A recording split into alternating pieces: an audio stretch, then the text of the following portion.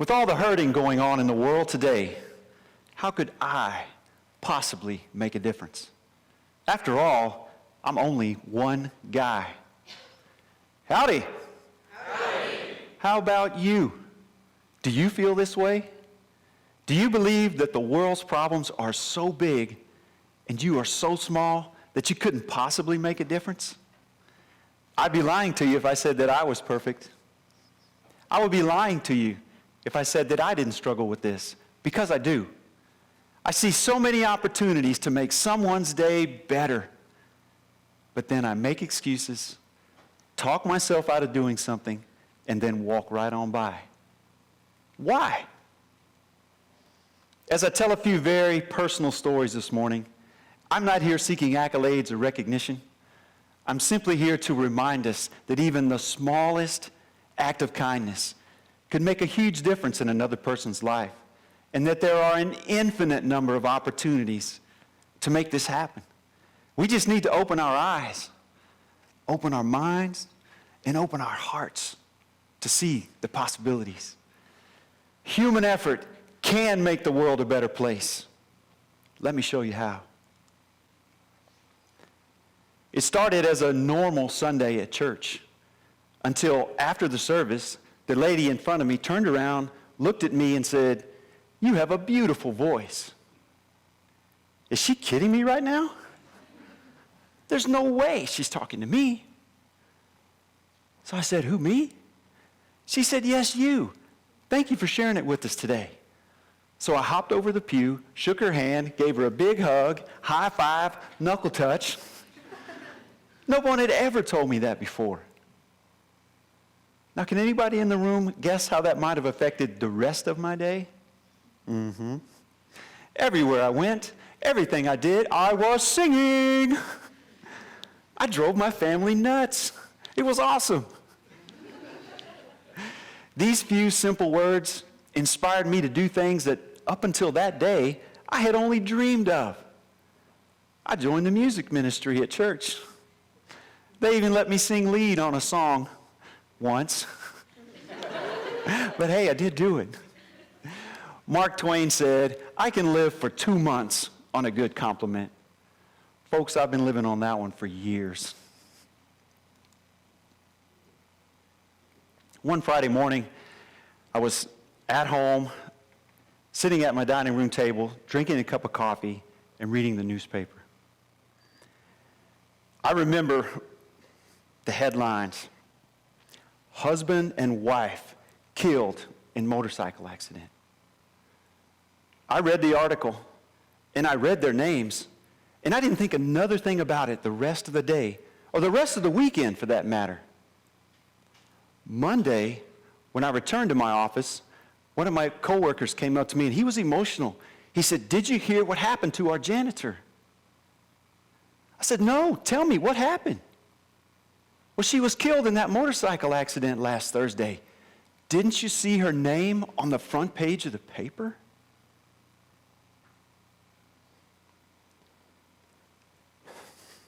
This lady had been taking out my trash, keeping my office clean, smiled at me, and was friendly to me for a whole year.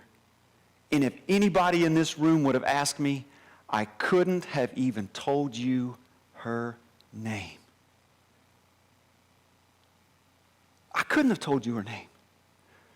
I was always making excuses, thinking I was too busy to stand up, walk over, extend my hand, and say, "Hello, my name is Anthony. Thank you for taking such good care of my office. I really appreciate all you do for me."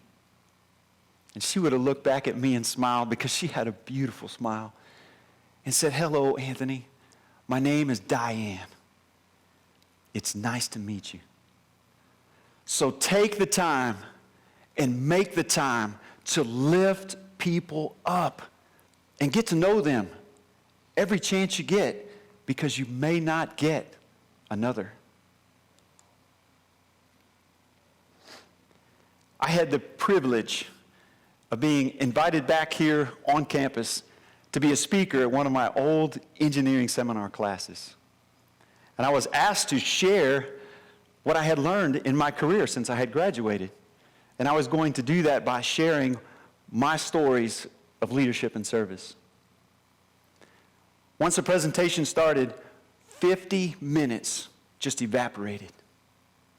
And I remember standing down at the bottom of that big, beautiful lecture hall, and I was looking up at the students leaving. And I questioned myself. I asked myself, did you just say anything that meant anything to anybody? Because I don't remember a word I said. The rest of the day went on. It was an awesome, wonderful, and beautiful experience for me. That was February.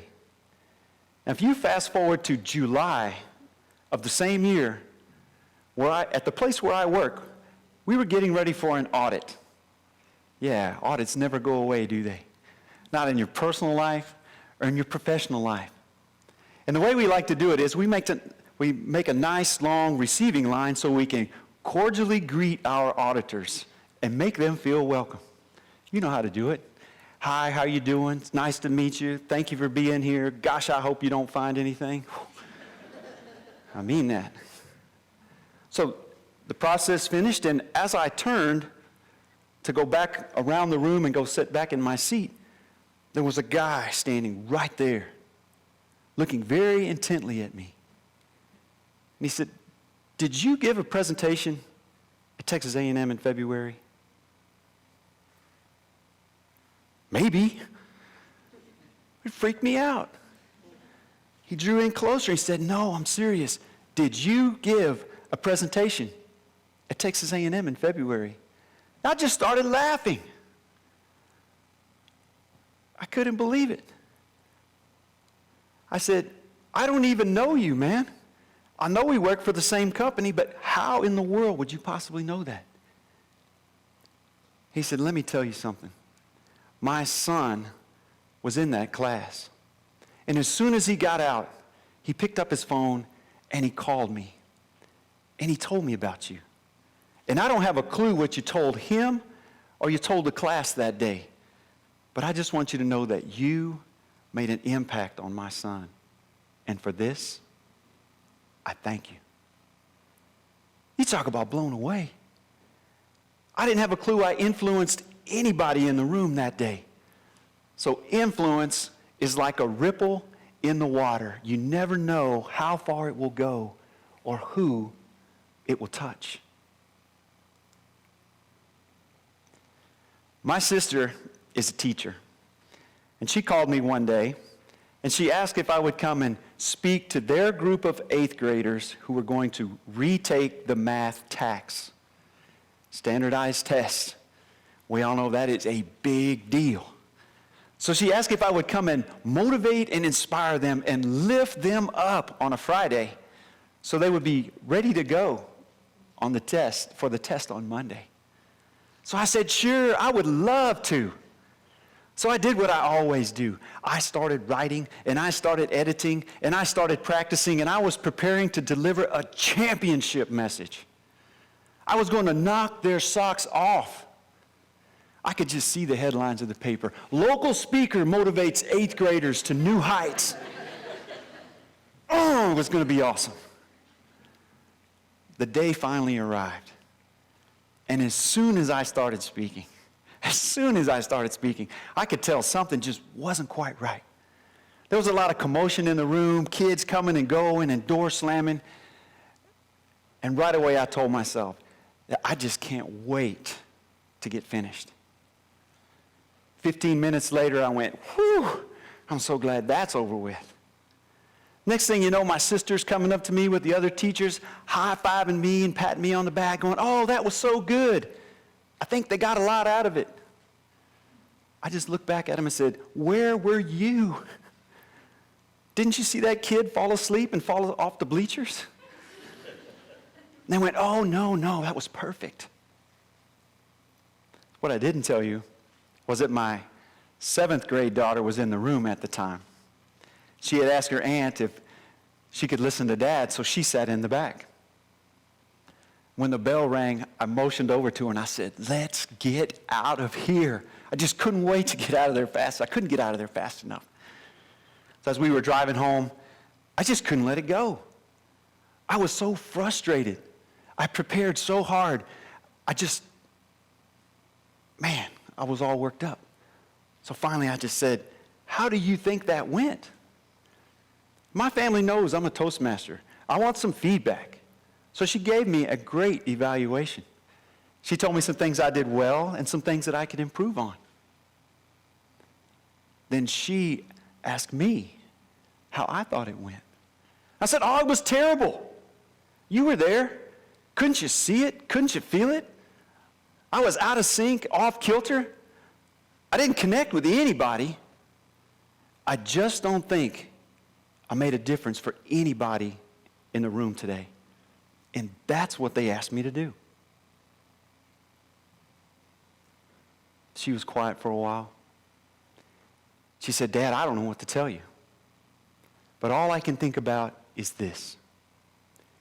Do you remember when you're up at Texas A&M speaking to those college students, that the last thing that you tell them, the last thing that you challenge them with is that quote from Mother Teresa?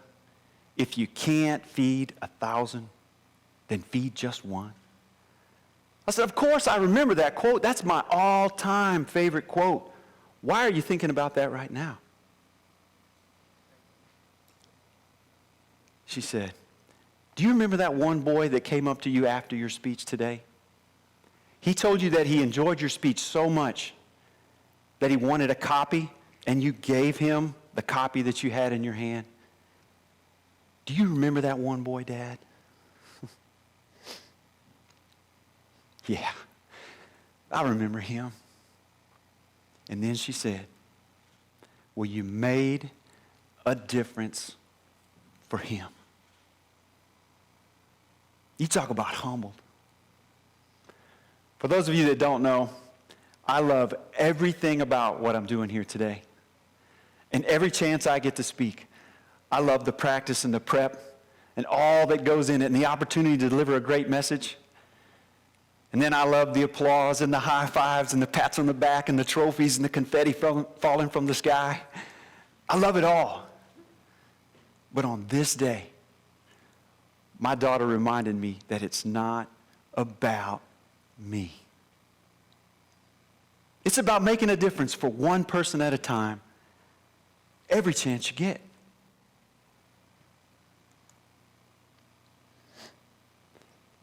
Mother Teresa also reminds us to do small things with great love.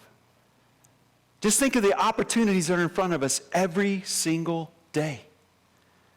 A handwritten note to a family member, to a coworker, to a teammate, stuck on their locker, on their car window, on their computer monitor, saying, you did a great job today.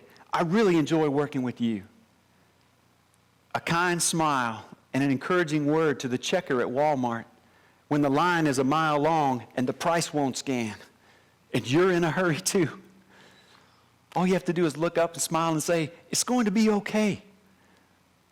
You're doing a good job. Stopping to help someone load something heavy in the Lowe's parking lot. Holding the door open for someone. Stopping to give the only $5 you have to a person in need and then telling them you will pray for them. An intentional smile, hello, with eye contact to everyone we meet. Or how about this? When you ask someone how they're doing, stop and really listen to what they have to say. Instead of doing what I do, hi, how you doing? You don't even listen. Stop and listen to what they have to say. Small things done with great love can change the world. Once upon a time, there was a man. He was a good man. A man of faith, always tried to do the right thing, kind, caring. His morning routine consisted of a cup of coffee and the newspaper. And on this particular morning, he sat down, opened up to the headlines, and he started to read.